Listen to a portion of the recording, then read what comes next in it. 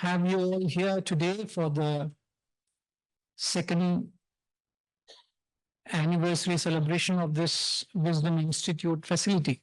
You all can hear me, right? Right. Hariji, you can hear now? Some of you who are coming for the first time, perhaps just a little background how this whole facility has come up. It's not to give an exclusive importance to one from the other, but my utmost appreciation and gratitude to Setaramanji and Vasantama. It is he who came up to me approximately 3.5 years ago. And I didn't expect this conversation to happen, which happened then. And I must say, he is a man full of ideas. If some of you want, please chew his head. You will have more than what you can digest. He's a true entrepreneur. He's a true spiritualist. He's a true giver. He's a man of inspiration. Those of you who have known him and interacted with him would agree to me. And I'm not saying this because the foundation is a beneficiary. I'm saying because of genuine appreciation of someone who he is and who Vasantama is. So he came to me that evening, and he said, and by then he had been a student of this wisdom, and the wisdom had genuinely benefited and transformed him. And he came to me and said, Guruji, I think the Wisdom Foundation needs a platform to grow to the next level. I have this premises, I have this facility, I have an idea, I don't know what you would think about it. And he comes with a platter and say, this is for the cause, and let's see what can be done out of it. And rest is history, thanks to the selfless effort of all the students and of all the well-wishers and all the contributors who have made this facility a reality, a functional, operational place, which is operating with the only purpose of spreading the Sanatana Dharma, which I would call it as principles which can be shared, spread so that it can enrich and transforms lives of every individual. And that has been our effort. Day in and day out, we have people coming in here to play a part. And those of you who are a part of that puja, invoking the Lord through the performance of yajna, in that spirit of invoking fire, which is yajna, each one comes into this institution with a spirit of offering their talents, offering what they can, so that the flame of the organization can continue to shoot up, so that it can serve and everybody be benefited by it. So we warmly welcome you all into this abode of wisdom, which I call it, where the only objective is how we can serve this wisdom to one and all. So today you had a divine experience of karma, as the Veda Pandits were talking about. Performing the Veda ritual is a karma kanda. We had divine music by Shyamalama, invoking the deepest of emotion to God was kindled through her divine music, a taste of bhakti. But I wanted to rest because I've been very busy, but they didn't want to leave me. They said there must be a dose of wisdom also. So they said, you must take the stage and spend a few words. So I know we are late because the puja concluded late, so we would have wound up by 12:30, but I appreciate your patience. So I have 4 questions with me here. It was meant to be a dialogue. It was not meant for me to give a talk. So I leave it that way. I have few questions to answer. I would not take much time. Beyond which, if anybody else wants to ask, time permitting, I'll be more than happy to clarify. So the first question, I would like to have the pen with me in case I want to use the board. So the first question, I don't know who is it is from. It is very difficult to overcome fear and anxiety at times. It takes some time to become aware of it. Probably past memories are the reason for one's fear and anxiety. How do we overcome it and lessen our thoughts? If some of you have not got the question, I repeat the question, because it is said, understanding the question is half the answer. Many a time we plunge into answering without understanding what the question is. So I make it a point to read it twice for myself, not for you all. In the process, you also clarify. It is very difficult to overcome fear and anxiety at times. I don't know why at times, most of the times it is. So I am editing the question here. Whose question is this? Okay, anonymous. It takes some time to become aware of it. Probably past memories are the reason for our fear and anxiety. How do we overcome it and lessen our thoughts? I would like to quote Udayji in your short, sweet words that you said.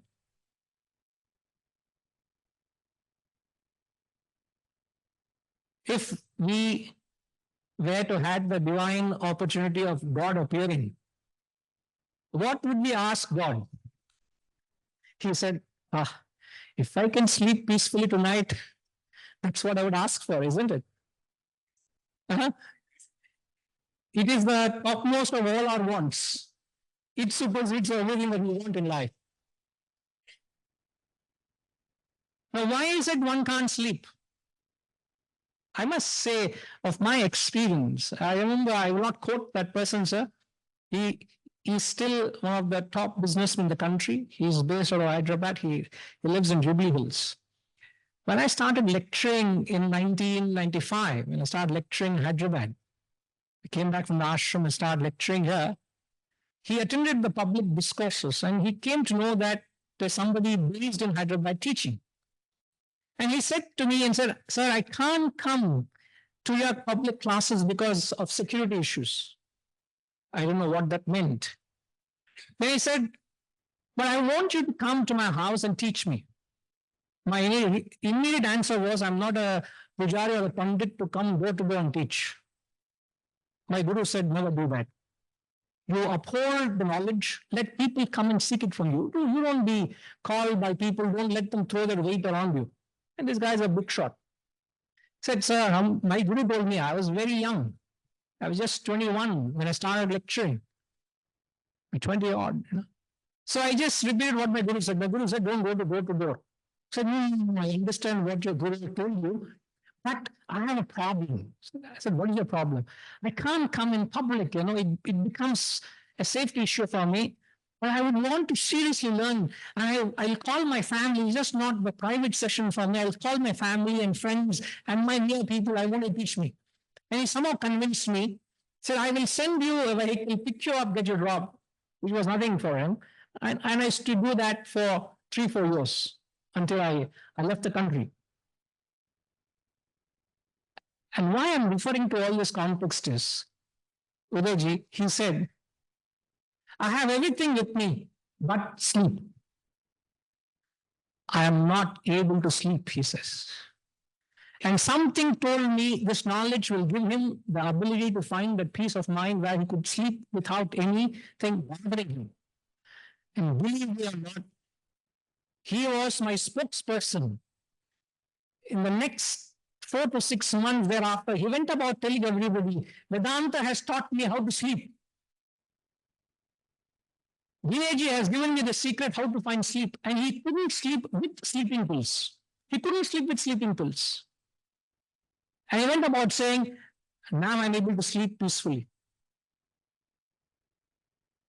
So the biggest asset we Vedantins have, sir, we have sound sleep, sir.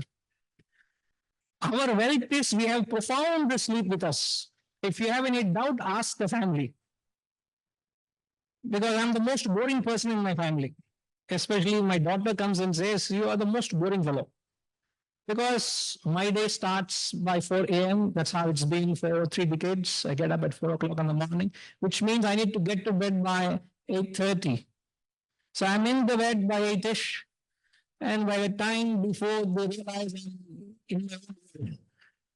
And they say, we can't watch TV, we can't talk to you. Outside you come and you sleep, you only come home to eat and sleep, and then what is this going on? And if you don't sleep in the afternoons, you are not a Vedantin.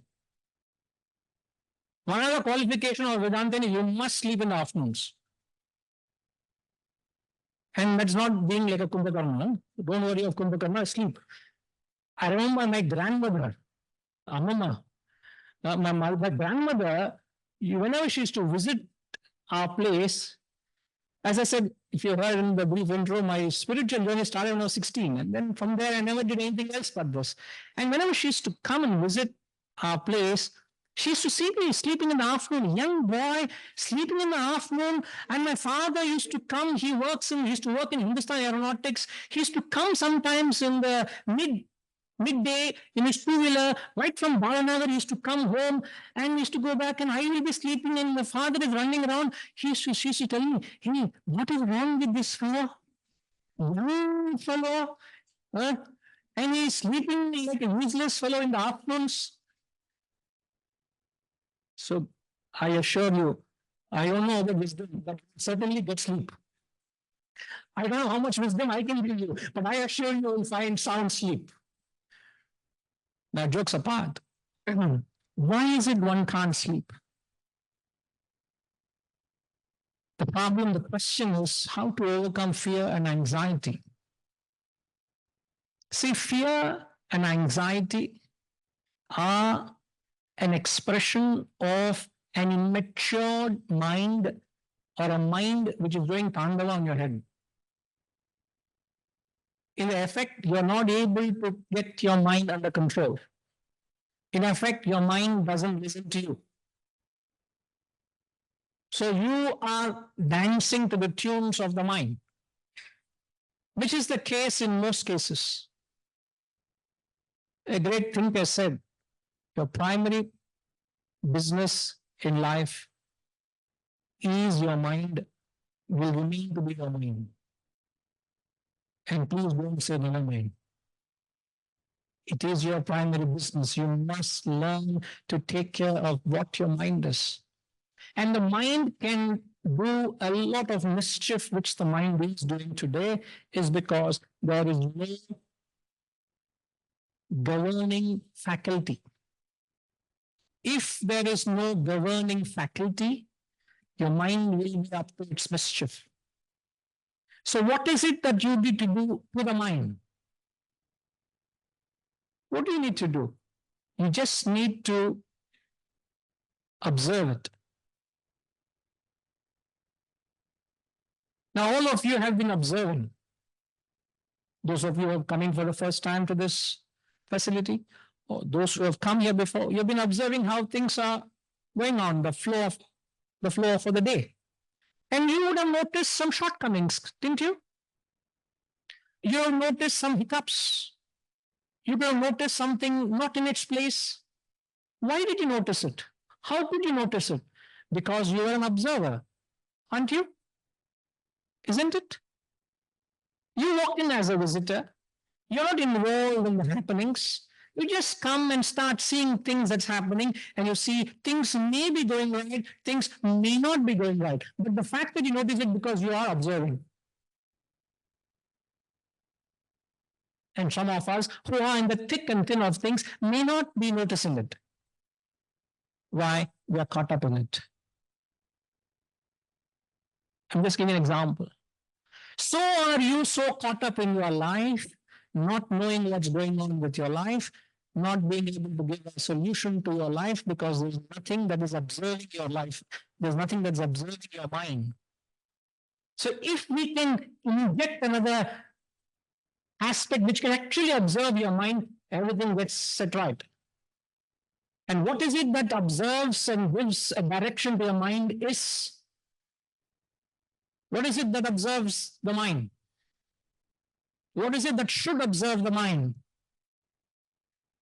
It is your own buddhi, it's your own intellect, which is a direct measurement of wisdom. It's not how well read you are, it's not how well informed you are, it's not how scholastically educated you are, it is not how much experience you have of life. None of that can be measured to what wisdom is. Wisdom on one side and all that you can gather in the world is on the other. So one who has wisdom,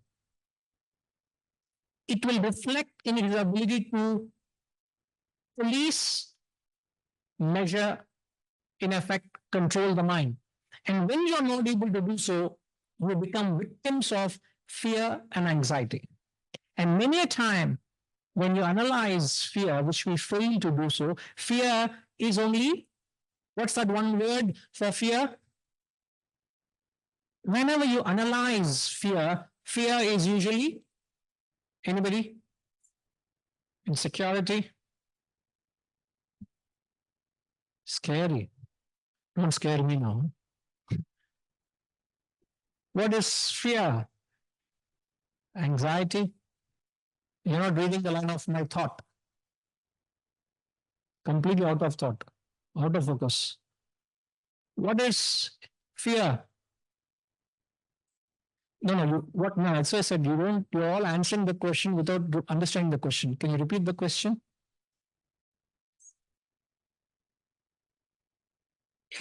What's the question? No, what's the question? Whenever you analyze fear, which we don't do so, what is that fear? I'm not asking what is fear. When you analyze fear, what is fear?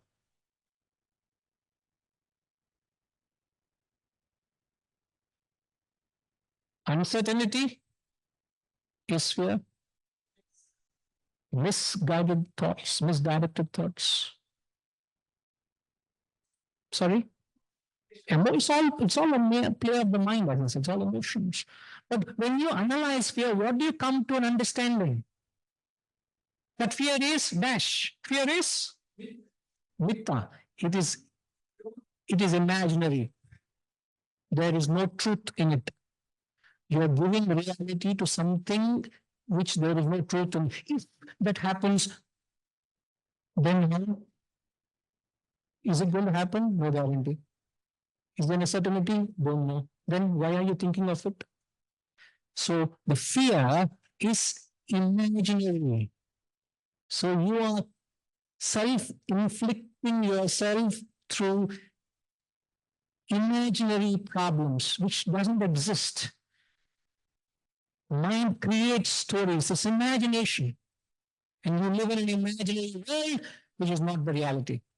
So the wisdom brings you to terms with realities of life and helps you deal with what life is. Not live in an imaginary world and create unnecessary problems.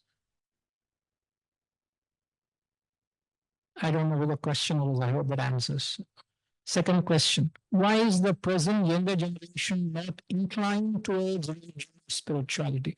Is it due to scientific knowledge or impact of westernization? It's neither.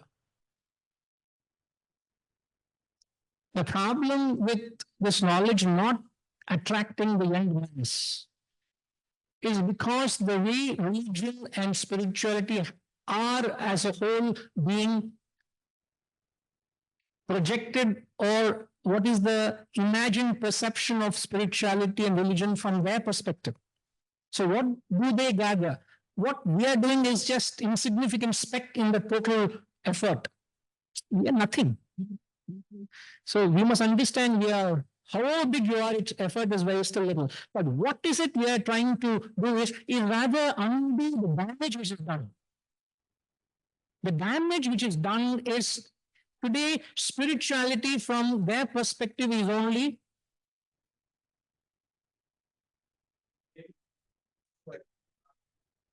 impositions. You're just told to do certain things. Like as I was sitting as the Yajamana for the ceremony, I was told what to do. Do this, do that, put this, pray, go down, prostrate. I did. No questions asked. And neither I chose to question. And if I were to question, right? Why would it? Close your mouth, shut up and do it. Don't ask too many questions. You fellows have got too much knowledge, all these Western educated fellows, too much you fellows rationalize. You must have some bhakti. Do it. So they snub you. In the name of religion, in the name of spirituality, you are not encouraged to question and inquire into the truth. If there is any truth in it, it is for the custodians to bring it out to the rational minds and justify what it conveys. Is it not? It is the responsibility of the custodians of religion to justify the reasoning and the philosophy behind it. And when that is not done, any true independent inquirer or questioner will take a step back. And they form perceptions that today's spirituality or religion is dogmas and do's and don'ts. And that's the reason why the younger generation are not open enough to it until you give them an opportunity where you can have a dialogue with them. Once you have a dialogue and let them think and question, I'm certain. And whenever I have an opportunity with the younger minds, which you did hear from Karunama, she briefly said our efforts where I touch close to over 1,000 students. I trained them for 6 months. And it's amazing how receptive they are and very shocking how disturbed they are. I hear from students as young as 8th or 9th standard, they openly come and say that they are battling depression and they are battling suicidal syndromes. And they don't fear to come in front of their teachers and their colleagues. There's nobody to help them, sadly. You just enroll them in the best of international schools or education systems, believing that will do the matter. In fact, that is more damage to them than good.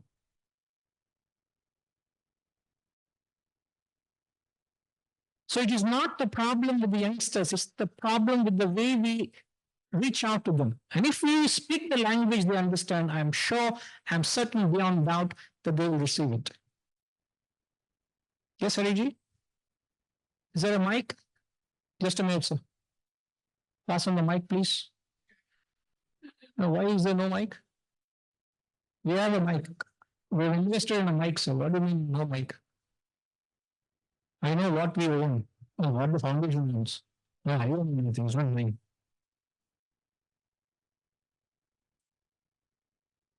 Guruji, is that question correct?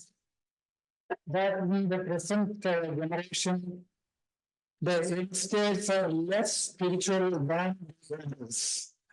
That's not the question. Yes. Religious, they are not religious.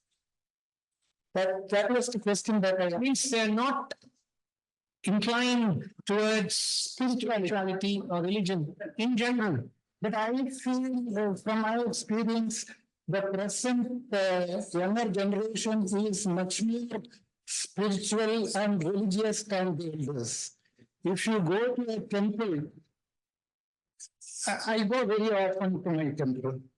80 to 85% of the people who are visiting the temple are in the age of 30 or less than 30. They may be coming there in a fear. No, if I don't get God, I don't think that it is Hariji. Let's put your clarification to rest because that's what the questioner perceives, I gave a logical answer. I'm not questioning her perception. You may have a point. Now it's a percentage that differs. My approach to that the elders are not giving them the right way of thinking. What I said, no? Yeah, so no, I said, if you are telling this, I said something other than that. No, they are more spiritual than the elders. I give it to you. I surrender. Third question. One can be aware of their thoughts and channelize the thought. But how do you reduce the flow of thoughts and the thoughtlessness for a few minutes? Don't be foolish. Don't try to reach that state of thoughtlessness when thoughts are there. Okay? When thoughts are there, let the thoughts be there. When you reach a state of thoughtlessness, then you worry, why are there no thoughts? How do you have a problem? So why are you worried? When you reach a state of thoughtlessness, it will be that way. See, the whole spiritual journey is like, as I say, a pyramid. At the base of the pyramid, a person is less spiritual. Such a person would. Can you switch off that mic, please? You're interfering even when you're not talking also. I take the liberty with Hariji, he's very old student of mine. I take liberty with few people, I can say anything. So he will not mind. He will not leave me even if I scold him. So it's okay. Correct, correct, Solungo. Nobody can hear you. Don't get up again. So, what was I saying? Pyramid. At the base, the volume of thoughts are there. And where there is quantity, remember, where there is quantity of thoughts and desires, there is grossness. There is selfishness. There is egoistic nature of thoughts. As you start going up the pyramid, where the quantity drops, the quality of thoughts improves, it becomes purer, it becomes chaste emotions, your thoughts get refined, you become more introverted. Now, introverted in the sense that naturally the quantity of thoughts, the mind doesn't have that rush, there is no anxiety, there is no drama of the mind. Generally, the mind is calm. Once in a while, there are thoughts that come and go, but not to the extent where there's a traffic jam of thoughts. That doesn't exist as you evolve. And as you go higher and higher to the pinnacle of that pyramid, you come to a point where there are hardly any thoughts or come to a point of total thoughtlessness. So you should not try to forcibly pluck out a thought because that would only frustrate you. So the question is, in fact, you actually answered the question in the question itself. One can be aware of thoughts and channelize the thoughts. How to reduce? Don't have to reduce. The thoughts, when you work on your sadhana, the thoughts will automatically reduce. Go along with the thoughts, go along with the mind, and try to give it a direction, which is what you're trying to do. So be aware of your thoughts. The problem is when you're not aware of the thought, then you're up to some mischief. The mind is up to some mischief. Okay? I hope it answers the question. The last question, which I have here. Every individual's dharma is different. True? How exactly do I identify my dharma? The question is an attempt to analyze and understand myself. Good to know. Every individual's dharma is different. Do you know that? How many of you know in this classroom that every individual's dharma is different? Snigdha, you know? Pass the mic to Snigdha.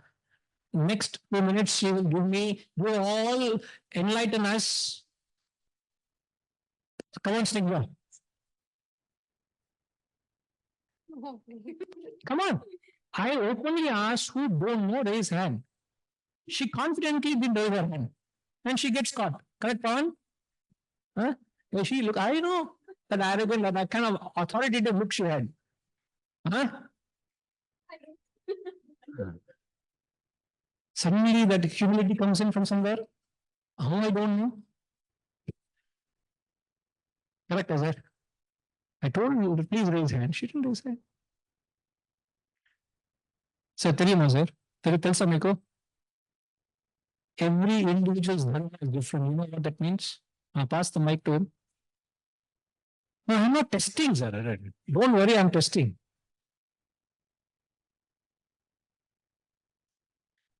Chuma, some drama. Correct, sir? Sir, you are telling about every individual differently, not a group wise category. Sir, if we are animals, we can talk group wise. Are we not? We are human beings in this See, life. I'm telling the stage of life. Sorry, sir? Stage of life. What is the stage of life? See, there is 4 stages of life, right? Brahmacharya, Grihastha, Vanaprastha, and Sannyasa. These are the 4 stages of life. Okay.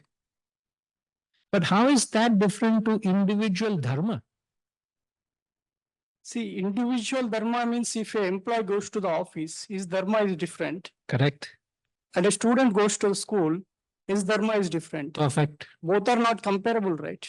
Not compare. That's what we're saying. Yeah, So the statement in every individual's dharma is different. yeah. Accordingly, Irrespective of the stage of your life, whether you're a grihastha or a vanaprastha or sannyasa, even the same individual, his dharma changes in the course of his life. dharma keep on changes, no? Sometimes. Are you asking me or telling me? I'm asking. I have the doubt. Asking me or asking? I'm asking. Does dharma changes? Some call is coming, we'll ask them. Somebody got a call, no?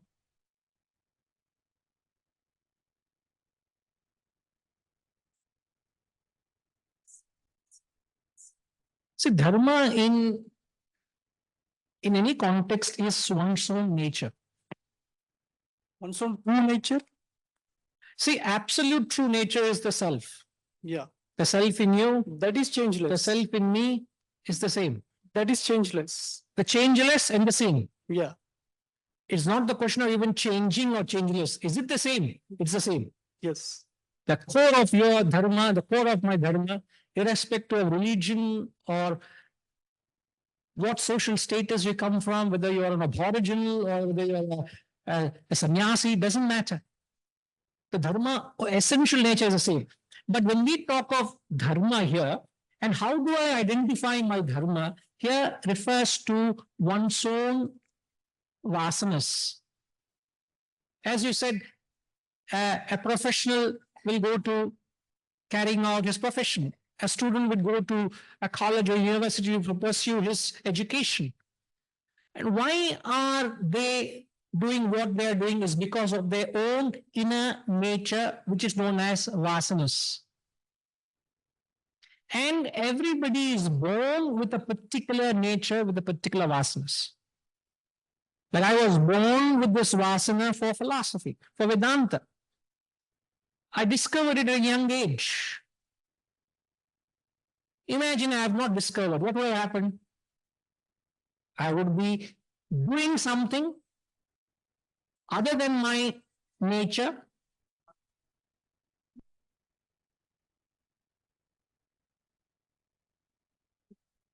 The influence, Visara. We will keep coming more often here. So when you get into a nature which is not, when you don't identify your nature, what would happen? You get into another nature which is not your nature, in which the Shastras call it as paradharma. So how exactly do I identify my dharma? So the question is an attempt to analyze and understand oneself. Yes, it is paramount, it is important that one should do a self-inquiry, a self-assessment, a self-introspection, where you need to know clearly who you are so that you are true to yourself. If I am not true to myself, that's the biggest crime, that's the biggest sin one could commit in life. But if I am doing something which I am designed to do, which I am destined to do, which I am born to do, how blissful, how joyful, how spiritual that life could be if you just do what you are meant to do, isn't it? If I start singing, even donkey will not come. That is not my dharma. I know my nature. And then it's not my field. Sometimes in classes I keep chanting or singing, and my students are so sweet. In their love and inspiration, they come and say, "When you want to sing, don't get me into dynamic field." It's not whether you have a voice or not, whether you have a taste for it or not, but whether it's your dharma. It's not how good is it or not. I may be a very good singer, but it's not my nature. I should not get into it. So it is very important that each of us, irrespective of the phase or stage of your life, you must be true to your nature. And how do you do that? Is through self-introspection. The famous words, I will conclude by chanting in the third chapter, the 35th verse, beautifully highlights the importance of it. He says, Shreyan swadharma viguna paradharma swanushthita swadharme nidhanam shreya paradharma bhaya. We started with fear. I'll conclude with fear. In the mantra I chanted, he says, to get into a field which is not yours, he says, is fraught with fear. Paradharma bhaya. So don't ever make that mistake of doing something which is not your nature. And the only way you will evolve spiritually is by being in your field and doing your dharma, doing your nature, what your nature compels you to do. By that, you may attain the highest. The famous words of the Gita. All right? I know we all had late breakfast. Thanks to Prakash ji for that sumptuous. We can't leave. 2 minutes, grateful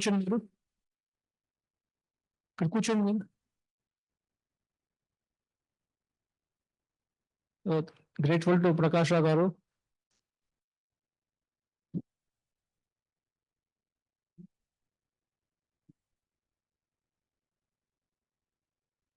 Thank you very much.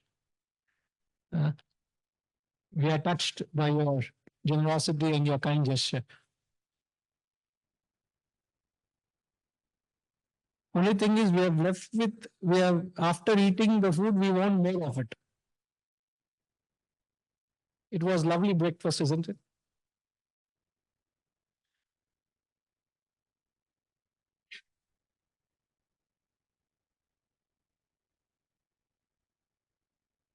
Hmm.